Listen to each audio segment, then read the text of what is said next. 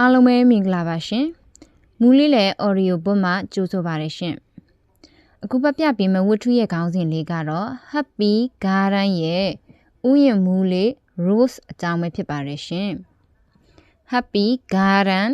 ဥယျာဉ်မူးရဲ့ Rose ပေါ့နော် Rose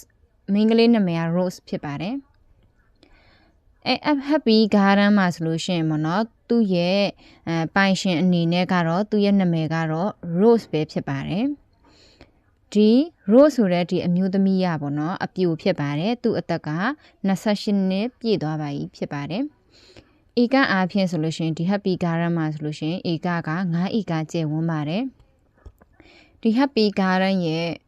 ဒီဥယျာဉ်ထဲမှာဆိုရင်ဘာတွေပါလဲဆိုလို့ရှိရင်စားတောက်ဆိုင်ပါမယ်စားတောက်ဆိုင်တွေရေချိုးကန်တွေပါမယ်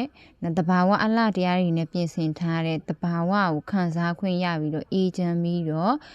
တည်ငြိမ်တဲ့နေရာလေးလို့ဖြစ်တယ်နောက်ပြီးတော့အချင်းငှက်တန်လေးတွေကလည်းမိပြီးတော့အရန်ပျော်ရွှင်စရာကောင်းပါတယ်နောက်ပြီးတော့မှအလှမွေးငါးကန်အဲ့ဒါတွေလည်းရှိပါတယ်ငါးလေးတွေကမြူတူးပျော်ပါပြီးတော့ရောင်စုံလေးတွေနဲ့ပေါ့နော်အဲ့လိုမျိုးဖြစ်ပါတယ်တဘာဝရေတံခွန်ကြီးလည်းရှိပါတယ်။ Rose ဆိုတဲ့အမျိုးသမီးလေးကသူ့မှာအမေတယောက်ရှိပါတယ်။သူကနှစ်ထပ်အိမ်လေးမှာပေါ့နော်။လှပတဲ့နှစ်ထပ်အိမ်လေးမှာသူ့ရဲ့အမေနဲ့သူနေပါတယ်။နောက်ပြီးတော့သူကတခြားပေါ့နော်။သူ့ရဲ့နည်းနည်းဝေးတဲ့နေရာမှာဆိုလို့ရှိရင်ဝန်ထမ်းအိမ်လေးတွေရှိတယ်ပေါ့နော်။ဝန်ထမ်းတွေကိုသူကဘယ်လိုမျိုးပေါ့နော်။ထားလဲဆိုလို့ရှိရင်ကောင်းကောင်းမွန်မွန်တည်တည်ချာချာလေးနဲ့ပေါ့နော်အခန်းလေးတွေနဲ့တည်တည်ချာချာလေးသူကလုံလုံချုံချုံနဲ့ထားပါတယ်မိန်းကလေးဆိုရင်မိန်းကလေးတစ်အိမ်ယောက်ျားလေးဆိုရင်ယောက်ျားလေးတစ်အိမ်အဲ့လိုမျိုးထားရတယ်ပေါ့နော်နောက်ပြီးတော့မှပန်းပင်နေနောက်ပြီးတော့အပင်နေရာတွေပန်းပင်ကတီးပင်စားပင်တွေအစုံရှိတယ်ပေါ့နော်ပန်းပင်လှလှလေးတွေလည်းအများကြီးရှိတယ်ပေါ့နော်ပန်းပင်လေးတွေသူကစိုက်ပျိုးတယ်ရောင်းတယ်နောက်ပြီးတော့ဒီဥယျာဉ်ကိုလည်းလှပအောင်တိချာလေးလောက်ထားတယ်ရာသီကုံပေါ့နော်ရာသီကုံစားတောက်လို့ရတဲ့အဲ့လိုမျိုးအပင်အနှံလေးတွေအဲ့ဒါတွေလည်းရှိတယ်နှစ်ရှည်ပင်လေးတွေလည်းရှိတယ်ပန်းပင်မျိုးစုံရှိတယ်ပေါ့နော်